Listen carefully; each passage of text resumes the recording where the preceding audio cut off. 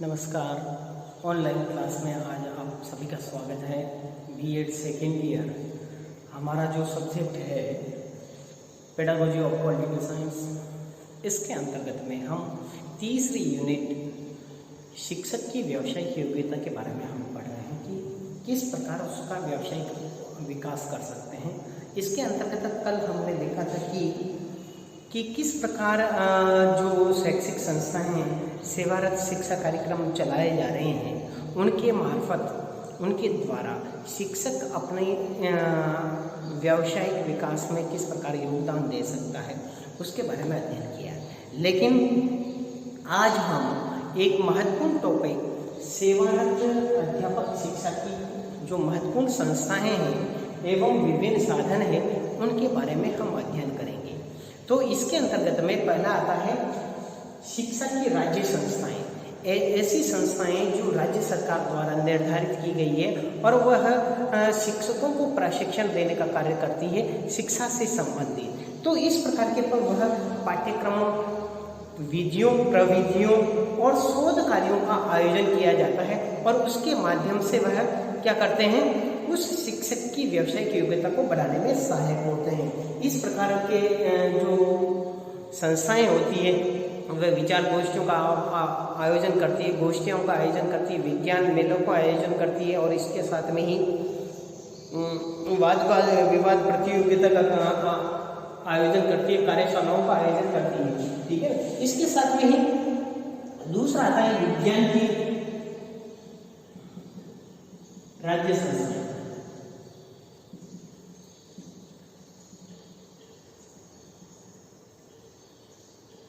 इसके अंतर्गत वह क्या करते हैं, प्राथमिक और माध्यमिक दोनों स्तरों पर विज्ञान शिक्षा की गुणात्मकता को सुधार के लिए वह प्रयास करते हैं और इसके प्रयास के लिए वह क्या करते हैं, उसके लिए विज्ञान क्विज की प्रतियोगिता रखते हैं, विज्ञान मेलों का आयोजन करते हैं और विज्ञान में अधिक अंक प्रतिभाशाली बालकों के लिए परीक्षाओं का आयोजन किया जाता है। इस प्रकार वह विज्ञान की राज्य संस्थाएं हमारे यहाँ योगदान देती हैं। फिर अंग्रेजी की राज्य संस्थाएं,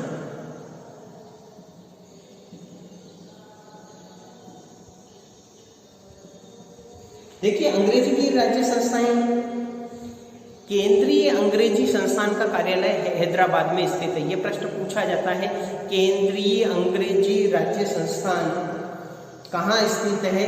केंद्रीय अंग्रेजी शिक्षा संस्थान हैदराबाद में स्थित है और ये क्या करता है,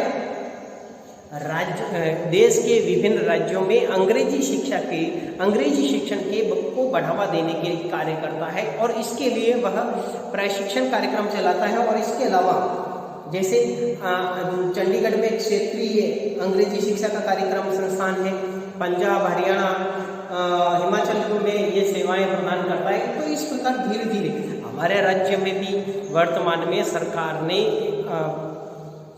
मिडिल स्कूल को इंग्लिश मीडियम स्कूल करने की पहल कर दी है और एक तहसील स्तर पर, ब्लॉक स्तर पर उन्होंने मॉडल स्कूल की स्थापना की है जो अंग्रेजी माध्यम से शिक्षा प्रदान करता है।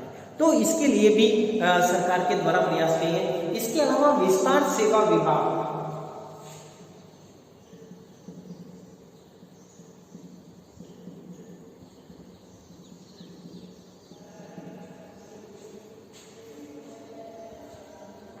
इसके लिए शिक्षा के विस्तार और प्रसार के लिए वर्तमान में ढाणी पर स्कूल खोल दिए गए।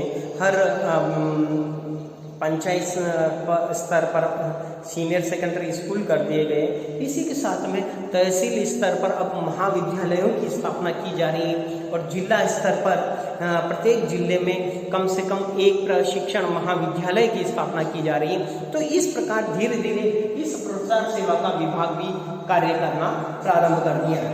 अध्यापकों के लिए पत्राचार पाठ्यक्रम, अब अध्यापक यदि उनको समय नहीं मिलता है, समय के अभाव के कारण वह क्या कर सकते हैं, अध्यापकों के पत्राचार के माध्यम से अपनी शैक्षिक योग्यता को बढ़ा सकते हैं। जैसे इग्नू के द्वारा पाठ्यक्रम चलाया जाता है, जो लोग STC कर चुके हैं उनके लिए बीएड पाठ्यक्रम की संभावना है। कोटा वर्धमान विद्यालय है, वह भी पत्राचार के माध्यम से कई सारे प्रोग्राम करवाते हैं, चाहे MA करने का है या अन्य शैक्षिक योग्यता बढ़ाने के लिए, चाहे MA एजुकेशन है या अन्य प्रकार के जैसे बीएड पाठ्यक्रम है। तो इस प्रकार के कार्यक्रम पत्राचार के माध्यम से करवाते हैं। इसके अलावा MA की जो संध्याकालीन MA, अब MA की जो का संध्याकालीन पाठ्यक्रम है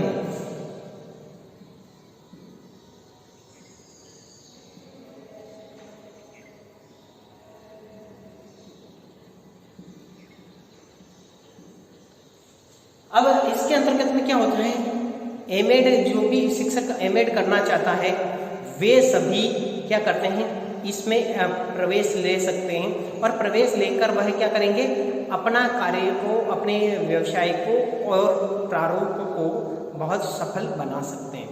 तो वह क्या करेंगे, अपने कार्य में उनको समय नहीं मिलता तो सायंकालीन कक्षाएं ज्वाइन करके वह इन कार्यों को ईमानदारी से और निष्ठा के साथ में कर सकते हैं। इसी के साथ में नेक्स्ट है अध्यापकों के लिए ग्रीष्मकालीन संस्थाएं। अध्यापकों के लिए ग्रीष्मकालीन संस्थाएं।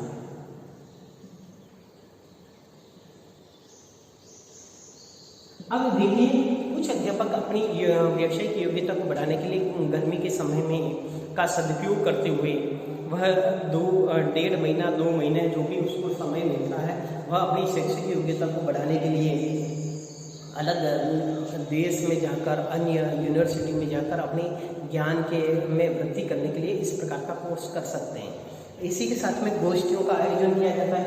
इन सरकार के द्वारा अलग अलग गोष्ठियों का आयोजन किया जाता है। गोष्ठियाँ हैं, कार्यशालाएँ हैं और बहुत सारे रिफ्रेश पाठ्यक्रम हैं।